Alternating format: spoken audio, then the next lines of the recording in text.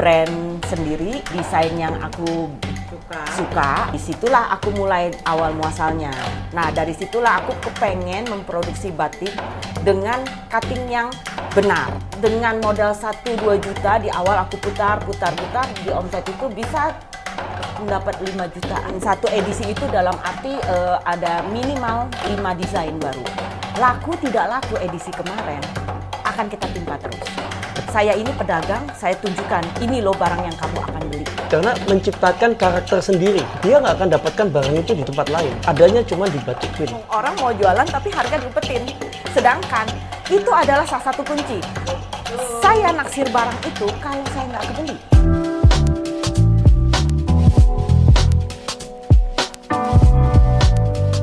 Hai Bro Sugi, halo Seslini dan sahabat baik saya Damayanti. Nah ini sahabat saya Lini yang berhasil ngebangun brand Batik Queen gitu. Nah Keren. gini Sis Maya, hari ini kita mau belajar gimana caranya membangun bisnis online dari nol, dari pertama sampai akhirnya menjadi Batik Queen sekarang yang followernya Establish. Nah, gimana caranya? Pertama-tama semua yang kita kerjakan tuh sesuatu yang kita suka dulu, ya kan? Amin. Nah, jadi pada saat itu aku memang suka batik. Dimana kalau aku searching untuk nyari batik lebih cenderung untuk model-modelnya ada yang aku nggak serak. Nah, di situ aku terpikir, aku pengen bikin brand sendiri dengan desain yang aku suka. Dan nah disitulah aku mulai awal muasalnya. Oke. Jadi itu hobi pertamanya berarti? Iya, pertamanya hobi. Mungkin biasanya kalau batik cuttingnya nggak enak gitu kali ya Sis Iya. ya? Misalnya terlalu tinggi atau apa mungkin? Dan desain-desainnya kurang modern sih sebenarnya dari yang aku lihat. Istilahnya kan kita lihat brand-brand luar ya. Brand-brand luar yang kalau mempresentasikan dress mereka segala macam itu benar-benar cuttingnya itu luar biasa. Nah dari situlah aku kepengen memproduksi batik dengan cutting yang benar. Oke. Ini baju yang dipakai ini Batik Queen. Keren. Memang luar biasa keren. Bagus ya. Tapi aku mau nanya nih, dari hobi, dari sekedar iseng-iseng coba jahit sendiri, sampai memutuskan, oke, buka bisnis Batik Queen. Itu gimana prosesnya? Apa udah deh yakin atau iseng-iseng aja nyoba? Sebenarnya asalnya iseng. Jadi asalnya iseng, aku mulai dari garasi rumah. Aku beli kain yang aku suka, aku bikin satu. Semua satu-satu. Aku foto sendiri, aku pakai sendiri, dan aku post. Awal muasalnya aku post ke Facebook. Pribadi ya? Iya, Facebook pribadi, oke. Dari Facebook, aku banyak belajar batik dari pengrajin-pengrajin, di mana memang berteman sama mereka. Di situ aku banyak sharing sama komunitas batik. Di situlah aku turunin, aku punya desain loh, gitu. Satu, di luar dugaan, alhamdulillah juga produk itu banyak peminatnya. Jadi dari satu, di zaman dulu Facebook itu masih book waiting list gitu. Jadi setiap baju itu pasti ada tulisan book waiting list. Next aku bikin 3. Pelan-pelan lah seperti Dari itu. satu baju nih, pertama Dari kali satu baju. Iya, satu baju. Jadi aku pernah jual satu baju dengan 40-50 motif, tapi selalu motif itu, maksudnya model itu terus. Di situ aku tahu, ternyata model itu peminatnya banyak sekali. Gitu. Jadi masukin ke Facebook pribadi, dilihat teman-teman suka, beli banyak peminat itu dari teman-teman ya? Ya awalnya, tapi karena itu juga di Facebook, itu sebenarnya nggak bilang temen juga sih, istilahnya temen-temennya aku kenal di Facebook. Jadi bukan yang istilah aku kenal live, bukan. Itu temen yang ngobrol-ngobrol di Facebook, hanya sekedar menyapa di inbox. Gitu. Jadi belum bikin Facebook sendiri atas nama batik itu belum awalnya ya? Cuma simple aja Facebook sendiri, terus mendeskripsikan modalnya batik. berapa kalau boleh tahu pertama kali? Di bawah 1 juta. Mesin jahitnya? Mesinnya cuma 1 biji, beli bekas. Oke, jadi modal dengan start 1 juta.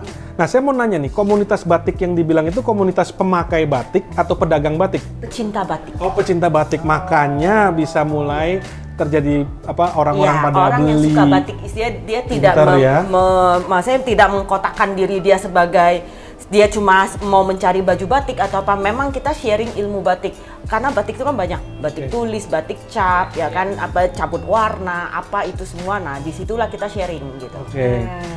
Jadi main komunitas ya. Iya. Boleh ceritain nggak pertama kali bulan pertama deh penjualannya berapa kira-kira waktu itu? Aku lupa ingat ya karena udah 8 tahun yang lalu. Tapi omset pertama itu dengan modal 1-2 juta di awal aku putar di omset itu bisa mendapat 5 jutaan. 5 jutaan di bulan pertama. Iya, di bulan pertama. Oke. Terus makin yakin. Iya, makin yakin. Makin yakin, Dan makin produksi berani. berikutnya makin banyak. Nah, terus oke, saya yakin dari situ kan pelan-pelan menanjak ya. Komunitas makin banyak, yang beli makin banyak. Tapi saya juga bingung kenapa followernya bisa banyak. Karena kan Itu setelah kita ke Instagram ya. Kan awalnya aku dari Facebook. oh gitu. Jadi dari Facebook lalu switch ke Instagram. Switch ke Instagram. Dari situ pun sebenarnya aku invite kan. Dari Instagram itu aku invite lagi yang di Facebook. Oke. Ya kan, Oke, aku invite oke. ke Instagram. Kenapa switching tuh dari Facebook? Kenapa switch ke Instagram? Itu tren di zaman itu. Oke. Orang dari Facebook udah mulai berbondong-bondong pindah ke Instagram. So, Oke. aku harus ngikutin trennya. Aku pun punya Instagramnya. Apa Facebooknya masih tetap Masih. Sampai sekarang masih. Sampai sekarang masih. Dan masih, Masih. jadi terjadi transaksi Masih, juga, masih. masih digarap lah istilahnya. Masih. Gitu. Oke, nah terus switch ke Instagram itu kira-kira setelah berapa lama tuh gitu? Selisih mungkin sekitar 2 tahun setelah saya bisa establish di Facebook, baru aku ikut punya Instagram. Oke.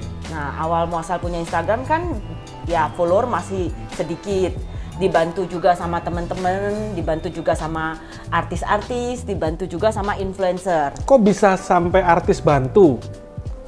Nah, ada beberapa juga yang menghubungin aku untuk sponsor, pinjam baju. Itu nggak kenal tuh ya? Nggak kenal, itu nggak kenal. Wow. Jadi out of nowhere mereka hubungin kita, mau nggak gitu, aku di offer untuk jadi sponsor. Oke. Nothing tulus. Oke. Ya. Nah, kan batik saya yakin juga pasti ada yang produksi juga.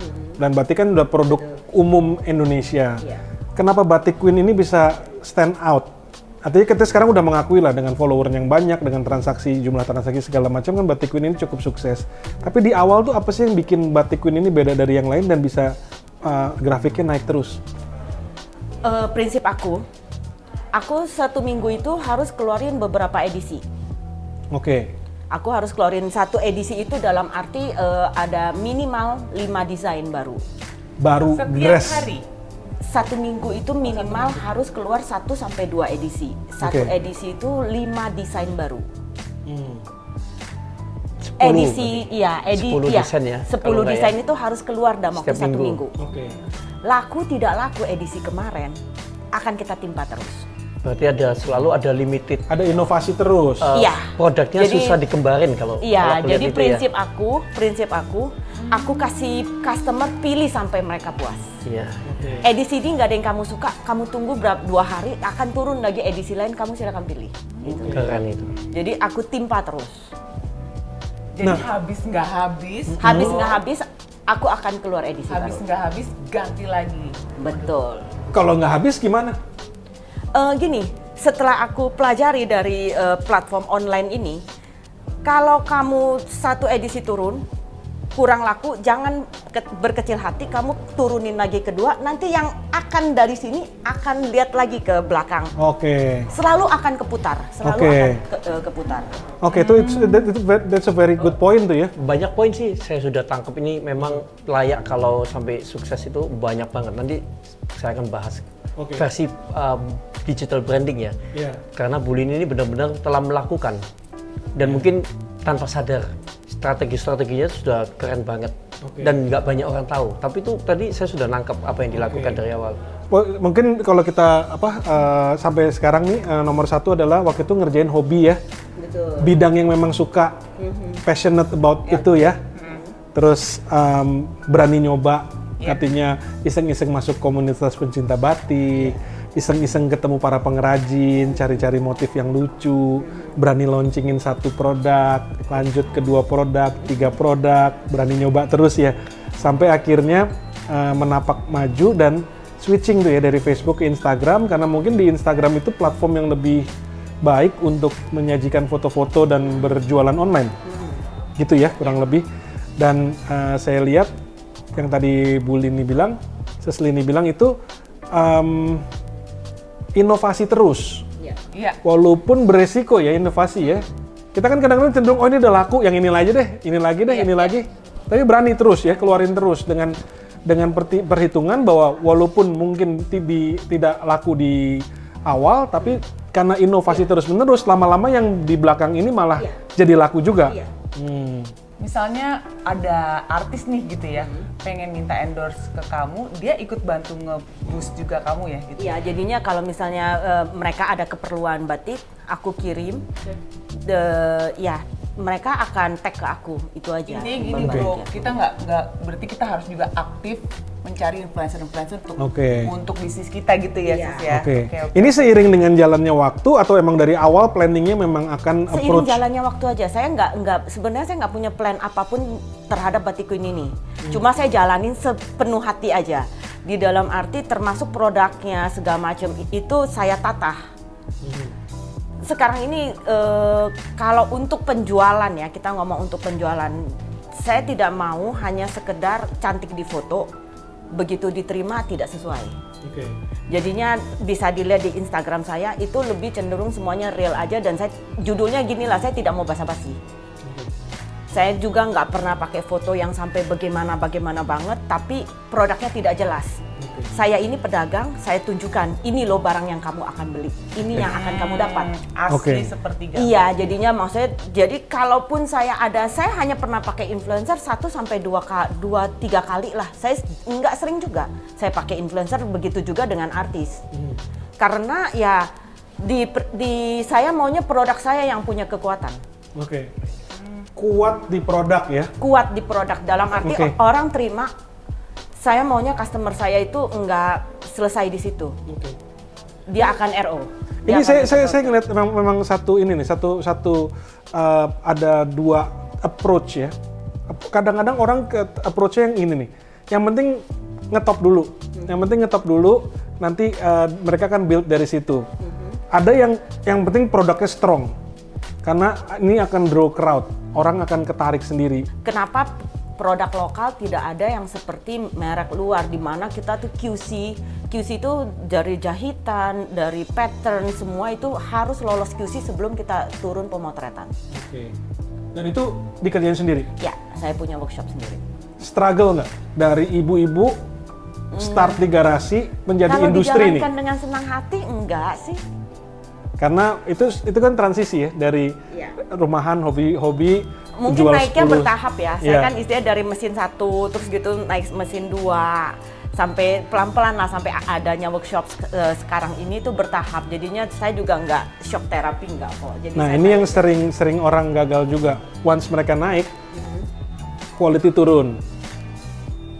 Once mereka naik, bisnisnya mulai sedikit lebih berantakan, nggak serapi atau nggak sekonsisten waktu di awal. Saya lihat Batik Queen konsisten. Kuncinya di mana nih? Kuncinya karena saya masih tetap bekerja. Dari pegang sendiri terus, turun tangan langsung. Iya, saya masih tetap mengecek. Jadi tapi saya selalu ngecek setiap edisi yang mau keluar random. Random check gitu ya? Random, pasti ada yang saya ambil 5-6 piece gitu, taruh di kantor. Saya ambil, saya periksa sendiri. Itu yang namanya, saya pribadi adalah orang yang amat sangat organized. Jadinya begitu saya lihat kayak baju ada sisa benang lah, apalah, saya kurang suka. Jadinya saya selalu memastikan saya balik bajunya, akan saya cek semua kualitinya. Karena ya itu, saya maunya pada saat saya terima barang saya beli online itu kan saya hanya beli gambar. Begitu saya mau terima bahkan isinya lebih daripada yang saya lihat.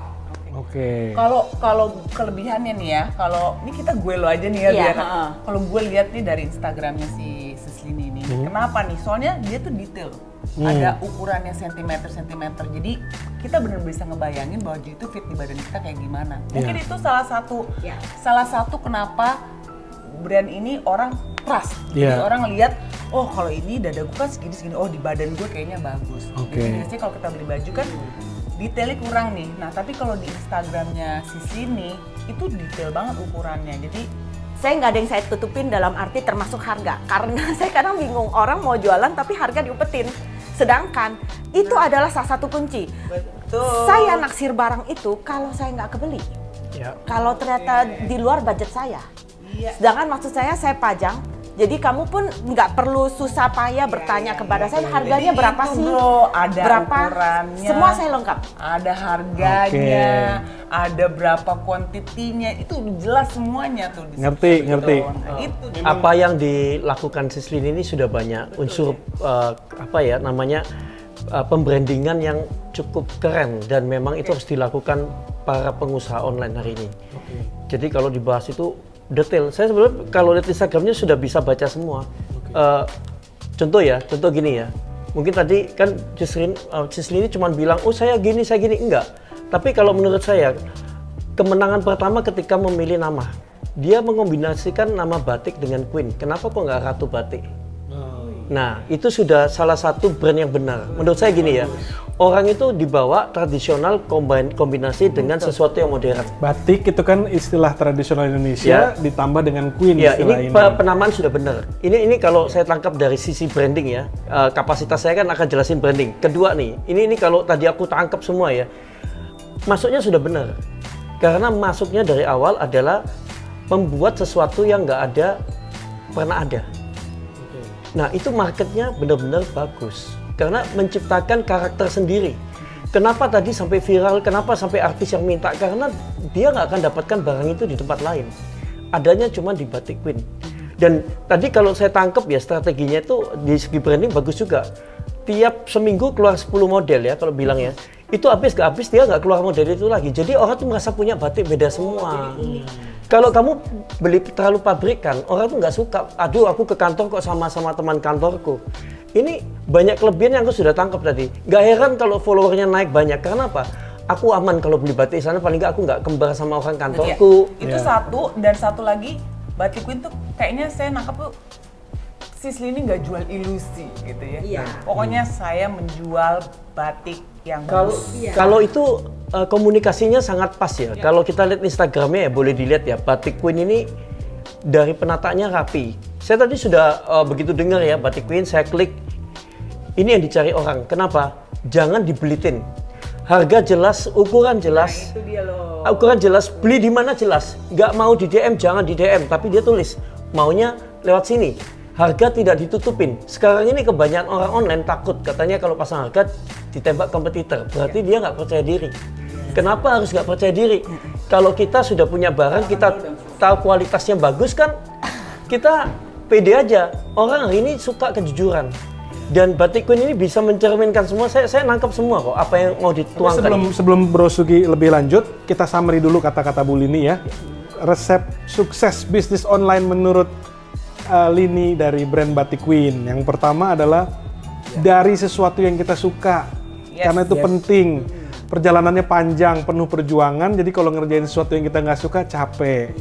Dari hobi, lalu mulai nyoba dengan berani keluarin 1 koleksi, 2 koleksi, 3 koleksi, mulai nyari-nyari komunitas, mulai nyari-nyari teman-teman yang bisa bantu, mulai dari pengrajin. Artinya dia sangat resourceful ya. Jadi mulai nyari ke pengrajin, cari komunitas pencinta batik gitu. Yang berikutnya adalah konsistensi dan kekuatan di produk. Sangat luar biasa mengutamakan kekuatan produk. Ini yang orang sering lupa loh. Ada satu lagi yang paling penting. Bu Lini langsung belajar go digital dari awal. Karena tadi kalau saya amatin kesuksesannya adalah membangun komunitas digital yang nggak dipikirkan orang dari dulu. Karena tadi masuknya kan kalau tadi saya tangkap kan lewat Facebook. Ketika Instagram mulai masuk, Bu Lini langsung cepat-cepat juga masuk ke Instagram, nggak tunggu-tungguan. Nah ini loh cepat bergerak menyesuaikan dengan tren. Ini yang kadang orang kan sudah di zona nyaman nggak mau pindah. Nah ini kunci-kunci faktor kesuksesannya. Jadi kalau dibilang kok sukses, wajar.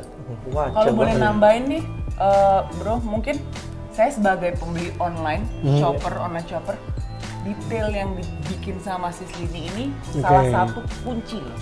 Jadi baju tuh kita nggak bisa tahu, baju. itu salah satunya. Oke. Jadi orang tahu gitu belinya tuh gue akan cocok atau enggak. I think itu kekuatan batik Ya queen karena banget. kalau misalnya kita ngandelin isinya orang tanya sizingnya apa ya, harganya berapa ya, kita tuh waste a lot of time untuk menjawab sesuatu yang harusnya kamu memang itu haknya pembeli untuk tahu. Nah, Bu Lin ini dia tuh sebetulnya memanfaatkan media sosial dengan sangat cantik. Karena Sislini ini sudah tahu konsumen tuh nggak mau pusing. Dia berusaha mengungkapkan semuanya dalam bahasa gambar dan bahasa konten.